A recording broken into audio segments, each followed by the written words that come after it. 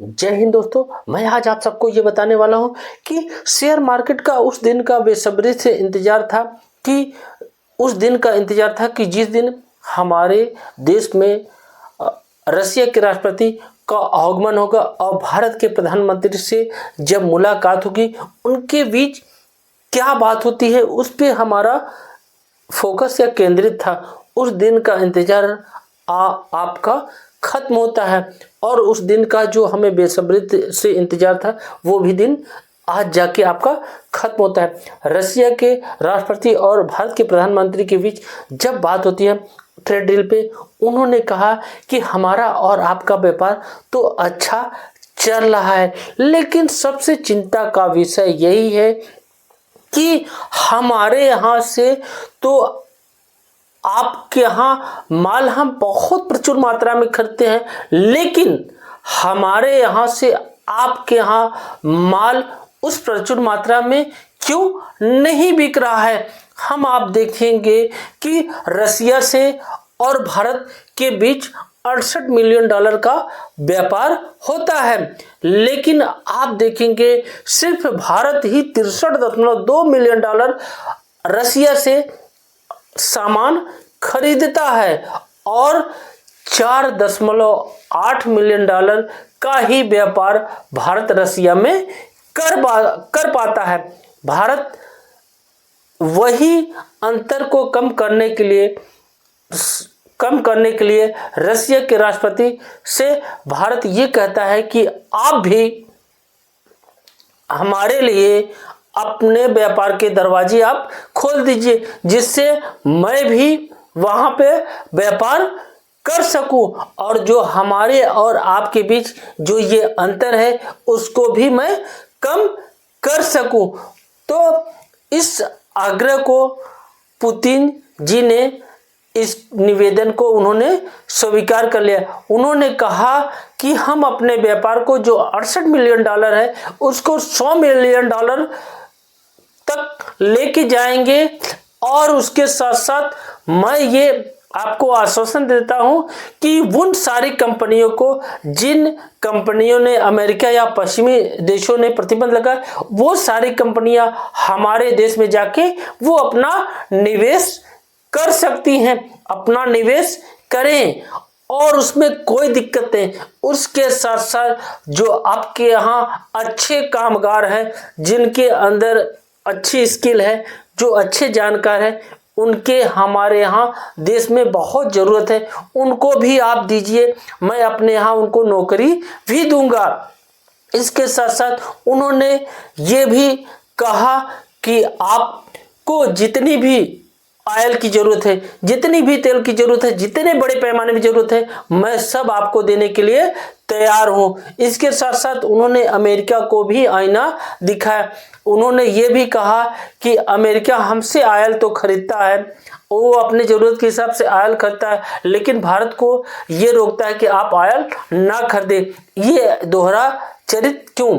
क्योंकि वो अपनी ज़रूरत पे उससे तेल खरीद रहा है अमेरिका, उसमें कोई दिक्कत नहीं है, पश्चिमी देशों को कोई दिक्कत नहीं है, लेकिन भारत खरीद रहा है तो उनके लिए वो प्रतिबंध लगाया है। अमेरिका यही कहता था कि वो जो तेल खरीदता है इसीलिए मैं उसके ऊपर टैरिफ लगा। उसी टैरिफ के कारण ये हो रहा है कि भारत वहाँ पे अमेरिका में व्यापार नहीं कर रहा है, वो कर पा रहा है। 50% के टैरिफ के कारण जो बड़ी बड़ी कंपनियां हैं वो नहीं कर पा रहा है। लेकिन यही खुशखबरी शेयर मार्केट के लिए बढ़िया हुआ कि रसिया ने उन सारी कंपनियों को अपने यहाँ व्यापार करने की पूरी छूट दे दी कि आप यहाँ हमारे यहाँ आप इन्वेस्ट करिए, उसका मोस्ट वेलकम है, आप अच्छे से करिए, कोई दिक्कत नहीं है। दूसरी खुशखबरी हमें वहाँ शेयर मार्केट से मिल रही है जो एमपीसी की बैठक थी। एमपीसी बैठक में हमारा ध्यान था, शेयर मार्केट का ध्यान था। एमपीसी में ये देखा जाता है कि वो रेपो दर में कटौती करती है कि नहीं करती है, लेकिन भारत के रिजर्व बैंक के गवर्नर जो संजय मल्होत्रा थे, उन्होंने उस पर 25% की कटौती कर दी, जिससे क्या हुआ कि ब्याज आपको सस्ते दर पे मिलेगा हर क्षेत्रों में। इससे क्या होगा कि लोगों का व्यापार में निवेश करने की इच्छा जो होगी और बढ़ जाएगी। जब सस्ते दर पे ब्याज मिलेगा तो जाहिर सी बात है लोग अपने रोजगार को और बढ़ाएंगे और क्षेत्रों में पैसा लेंगे, लगाएंगे। तो उन्होंने ये कहा कि जो उन्होंने क्या किया कि उस पे स्पीच दिया कि फ्यूचर में आपका जो ग्रोथ होगा वो कैसा होगा, जीडीपी का कैसा होगा, महंगाई का दर क्या होगा। तो उन्होंने उस पे स्पीच दिया। इससे पहले उन्होंने कहा कि महंगाई दर आपका 5% रहेगा और विकास दर 6% पे रहेगा, जो जीडीपी रहेगी। लेकिन उस पर उन्होंने संशोधन करते हुए उन्होंने ये कहा कि जो आपकी महंगाई दर है वो 5% से कम रहेगी और आपका जो विकास दर होगा वो आपका 7 से ऊपर रहेगा। ये कहते हैं ये करिश्माई कैसे हुई? उन्होंने ये करिश्माई इसलिए बताई कि घरेलू की मांग बहुत ज़्यादा बढ़ने से कारण क्या हुआ कि जीडीपी में काफ़ी ज़्यादा ग्रोथ आई और जो महंगाई दर थी वो भी आपका कम हुआ, जिसके कारण उन्होंने रेपो दर में ये कटौती की है। तो आने वाले समय में आपका विकास दर और बढ़ने वाला है और चीज़ों पे आगे बढ़ने वाला है। तीसरी आपकी उम्मीद शेयर मार्केट इस उम्मीद पे थी कि आपका जो ब्रोकर होते हैं, जो शेयर मार्केट की जानकार होते हैं, उनका कहते हैं कि शेयर मार्केट से उनका विचार क्या है, वो आगे फ्यूचर प्लान क्या बना के रखे, वो शेयर मार्केट का हालचाल वो कैसा रहेगा।